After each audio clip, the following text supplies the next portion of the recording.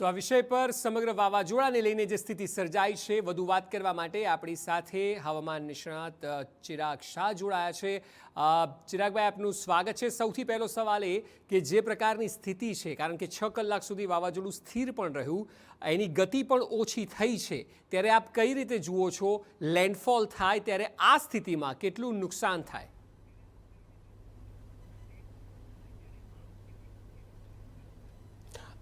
જે વાવાઝોડું સ્થિર થયું છે એના બેઝ ઉપર અત્યારે મારે એક વસ્તુ કહેવી છે કે આ જે બિપરજોયની જે આપણે પહેલેથી સ્ટાર્ટિંગથી જે દિશા બદલવાની અને ગતિમાં ઘટ વધારો કરવાની એ જે એની એક પ્રકૃતિ રહી છે એના બેઝ ઉપર જે પણ આ જે તે સમયમાં 6 કલાક ઉપર એ સ્ટેબલ થયું છે, એટલે એને આમ તો બે સંભાવના થાય છે કે શાયદ એ ટર્ન વાગે, મતલબ એની દિશા બદલાઈ જાય, પણ એ બદલાઈ નથી હાલમાં। પાછું એની જે મતલબ જે કોણ સ્થિતિમાં એનો જે રૂટ અને પાથ છે એ પ્રમાણે આગળ વધવાની શરૂઆત એને કરી દીધી છે। હવે દરિયાકાંઠામાં એની જે સ્પીડ છે અત્યારે જે પર કિલોમીટર અવર, અને એની સંભાવના પ્રમાણે જો આ સ્થિતિથી આગળ વધીને એ આપણા ગુજરાતમાં ટકરાય અને જે 15મી તારીખે સાંજના 6 વાગ્યા પછી જે આપણા કચ્છના કાંઠામાં અને નલિયા પાસે જે લેન્ડફોલ થવાની સંભાવના બતાવી છે એ દ્રષ્ટિએ જો આ જ ગતિમાં અને આ જ ઇન્ટેન્સિટીમાં જો વાવાઝોડું આવે તો દરિયાકાંઠાના વિસ્તારમાં લગભગ 120થી 130 કિલોમીટર પર અવર પવન ફૂંકાવાની પૂરેપૂરી સંભાવના છે। દરિયાકાંઠાના તમામ વિસ્તારમાં વરસાદ ભારેથી અતિ ભારે વરસાદ થવાની સંભાવના છે। એની અંદર જનરલી કચ્છ અને નલિયા અને પોરબંદર, અને હું તો કહું છું જેટલો બી આપણો દરિયાકાંઠો છે સોમનાથ અને એની સુધી આપણે એ બધી જગ્યાએ વરસાદ પણ પૂરેપૂરી સંભાવના છે। અને સિવાય જો એ ફોલિંગ કરે છે, મતલબ એ પરમ દિવસે ફોલિંગ કરે છે, તો એ ફોલિંગ કર્યા પછી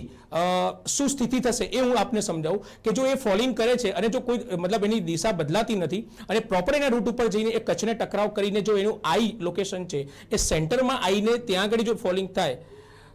આપ મેપ, જી બિલકુલ, આપણે આજે એની આઈ તમે અત્યારે જોઈ રહ્યા છો, અત્યારે લગભગ 280 કિલોમીટર જેટલું આનું ડિસ્ટન્સ છે, તો એ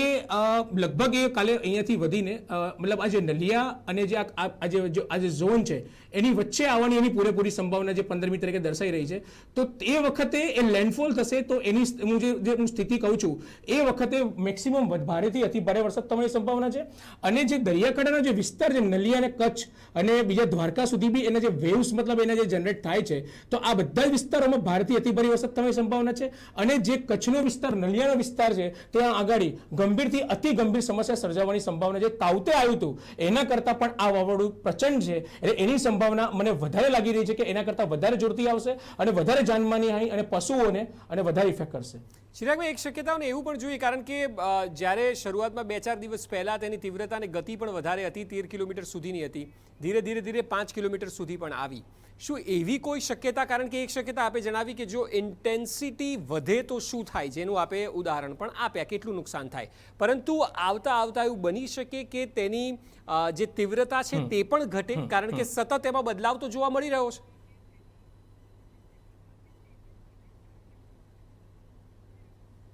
હા, એક સાયક્લોનની પ્રકૃતિ છે અને બહુ જ સરસ સવાલ તમે પૂછ્યો છે કે જ્યારે દરિયાકાંઠાના વિસ્તારમાં આવે અને મતલબ જે શહેરના વિસ્તારોની અંદર જ્યારે વાવાઝોડું મતલબ એક વખત એન્ટર થઈ જાય તો એની ઇન્ટેન્સિટી જે આપણે એની જે સાયક્લોનિક જે પેટર્ન છે એ પ્રમાણે ઇન્ટેન્સિટી ઘટવી જોઈએ એક પેટર્ન પ્રમાણે। પણ તમારા સવાલમાં હું એક વસ્તુ વધારે એડ કરું કે આજે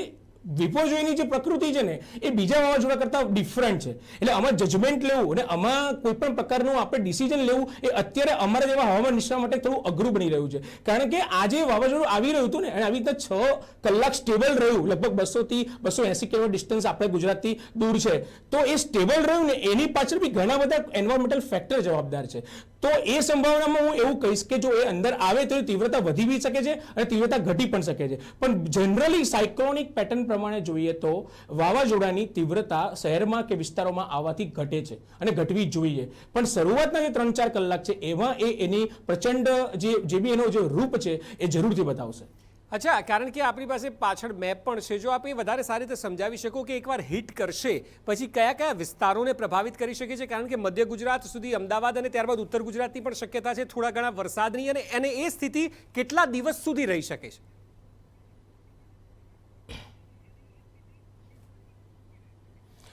જો એ સપોઝ કાલે 15મી તારીખના આપણે ધાર્યા પ્રમાણે જો એ અહીંયા આગળ જે મતલબ જેનું એનું જે સેન્ટર પોઈન્ટ અત્યારે અહીંયા આગળ છે મતલબ જે આપણી જે સંભાવના પ્રમાણે જે સંભવિત બતાવ્યું છે તો એ જનરલી આખા કચ્છના વિસ્તારથી લઈને દ્વારકા સુધીનો જે આખો તટ છે ત્યાં આગળ ભારેથી અતિ ભારે વરસાદ રહી શકે છે. એનાથી આગળ જઈએ તો આપણે લગભગ જે વચ્ચે જે એટલે આખો આ રેડ ઝોન છે જે સરકાર દ્વારા પણ એના બધા અમુક જે જિલ્લા બતાવેલા છે અને જુનાગઢને સોમનાથ સુધી પણ એનો ભારેથી અતિ ભારે વરસાદ રહી શકે છે. એના પછી મધ્ય ગુજરાતના વિસ્તારની અંદર પણ વરસાદ પડવાની પૂરેપૂરી સંભાવના છે અને ત્યાં પણ લગભગ 1.5 દિવસ સુધી વરસાદની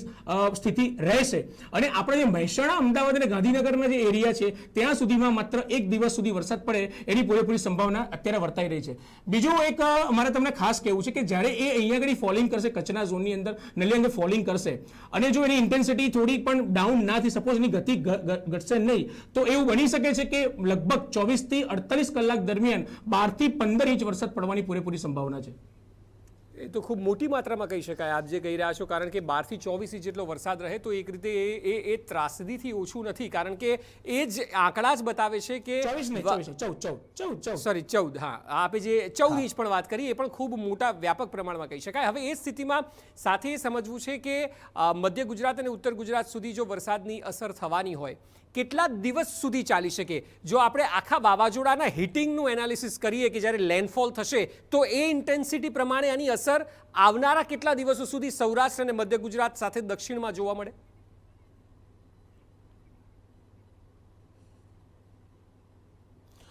લેન્ડફોલનું જનરલી એનું ડ્યુરેશન છે 6 થી 7 કલાકનો એનો મતલબ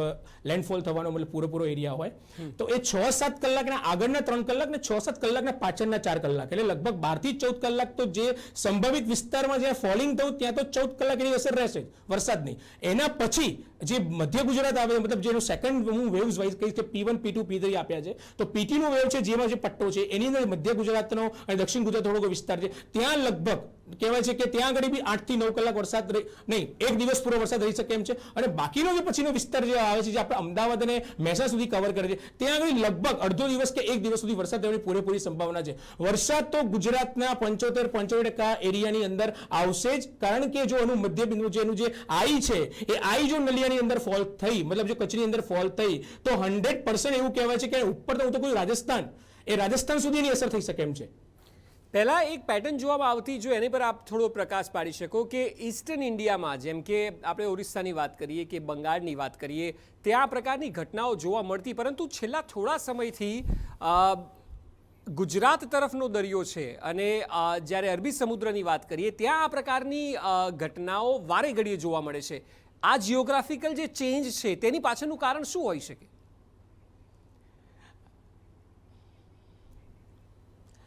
એની પાછળનું એક જ કારણ છે નંબર 1 ગ્લોબલ વોર્મિંગ. ગ્લોબલ વોર્મિંગની અંદર ક્લાઇમેટિક જે ઇફેક્ટ છે ક્લાઇમેટિક ઇફેક્ટમાં પહેલી ઇફેક્ટ છે અલ નીનો. હું 3 દિવસથી સતત દરેક મીડિયાના માધ્યમ દ્વારા હું મારો આ મેસેજ સરકાર સુધી પહોંચાડવાનો પ્રયત્ન કરું છું કે અત્યારે હાલમાં વિશ્વનું જે દરિયાની સપાટીનું ટેમ્પરેચર વધી ગયું છે એ વધવા પાછળ છે કાર્બન ડાયોક્સાઇડ, એ વધવા પાછળ છે ગ્લોબલ વોર્મિંગ. એટલે જે ગ્લેશિયર ઓગળી રહ્યો છે એટલે આપણી દરિયાની સપાટી અત્યારે અપ થઈ રહી છે અને એ અપ થવામાં લગભગ 2 થી 2.5 ડિગ્રીનું ટેમ્પરેચર વધી ગયું છે. એટલે તમે જોશો ઘણા બધા અહેવાલ છે આપણી પાસે 2003ની અંદર જ્યારે આપણે દરિયાનું ટેમ્પરેચર મિનિમમ 27 ડિગ્રી હતું એ અત્યારે હાલમાં વધીને 29.8 છે. છેલ્લા એન્ડલિનના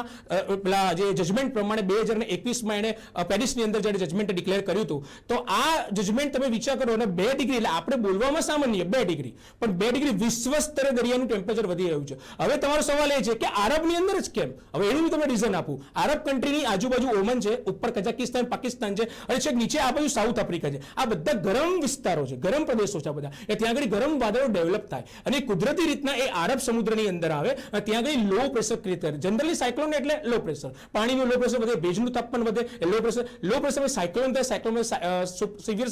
સિવિયર સાયક્લોન, સુપર સાયક્લોન. તો આ બધા અરબ સમુદ્રમાં વધવાનું રીઝન આ જ છે કે વર્ષો મતલબ અત્યારે છેલ્લા 10 વર્ષના દાયકાની અંદર હું જોઈ રહ્યો છું કે જે પોલ્યુશન વધી રહ્યું છે, ગ્લોબલ વોર્મિંગ વધી રહ્યું છે, ક્લાઇમેટિક અસર વધી રહી છે, એના કારણે આ બધા વાવાઝોડા સતત આવવા મળે. તો 2017 થી જો સૌથી પહેલા ફેનીએ શરૂઆત કરી હતી, એના પછી વાયુ છે, નિસર્ગ છે, પછી આપણે તાઉતે છે અને આ બીપર જોઈએ. આ બધા અરબ સમુદ્રમાંથી ઉભા થાય. જનરલી આપણું ક્લાઇમેટ ઋતુચક્ર એ છે કે પશ્ચિમ બંગાળમાં ખાડીમાં લો પ્રેશર ક્રિએટ થાય, ત્યાંથી પહેલા કેરળમાં વરસાદ આવે, કેરળમાંથી આપણા બોમ્બે સુધી આવે, પછી આપણે ગુજરાતમાં આવે. એ તો ડેવલપ છે ઋતુચક્ર, પણ એની સામે તમે આ બધું અરબ સમુદ્રની અંદર જે આ ઘટના બની રહી છે એની પાછળનું એક જ રીઝન છે માત્ર ને માત્ર ટેમ્પરેચરનો વધારો અને દરિયા સપાટીમાં જે ગરમી વધી રહી છે એના કારણે આ બધા જે સાયક્લોન્સ ક્રિએટ થાય છે. જી બિલકુલ ચિરાગભાઈ, આપે આપનો સમય આપ્યો અને દર્શકોને આટલી સરસ માહિતી સમજાવી તે બદલ આપનો ખૂબ ખૂબ આભાર. તો જે સ્થિતિ છે તે મુજબ આગામી કલાકો કપરા થઈ શકે છે. 120થી 140 કિલોમીટર સુધીનો પવન પર આરનો ફૂંકાઈ શકે છે અને તેની અસર મધ્ય ગુજરાત અને ઉત્તર ગુજરાત સુધી રહી શકે છે.